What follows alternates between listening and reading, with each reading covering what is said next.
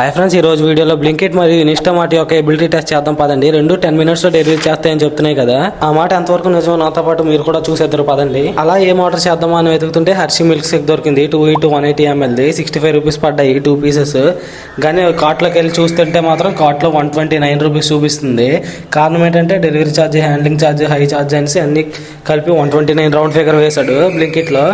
Same ఇన్స్టామార్ట్లో కూడా అంతే, 268 rupees పడ్డాయి. కానీ డెలివరీ ఛార్జెస్ అన్నింటిలో కలిపి 127 రూపీస్ చూపిస్తుంది. అలా ఇన్స్టామార్ట్ లో కొన్ని కూపన్స్ వాడితే డిస్కౌంట్ వచ్చింది. రెండు బుక్ చేశాక 8 minutes లో డెలివరీ చేస్తానని చూపించాయి. కాసేపటికే ఇన్స్టామార్ట్ లో 3 minutes అని చూపించి వెహికల్ కూడా నియర్ లొకేషన్ కి వచ్చింది. కానీ బ్లింకిట్ లో మాత్రం ఎటువంటి మూమెంట్ లేదు. అలా చూస్తుండగానే ఇన్స్టామార్ట్ వాడు లొకేషన్ దగ్గరకు వచ్చి డెలివరీ చేసేసాడు.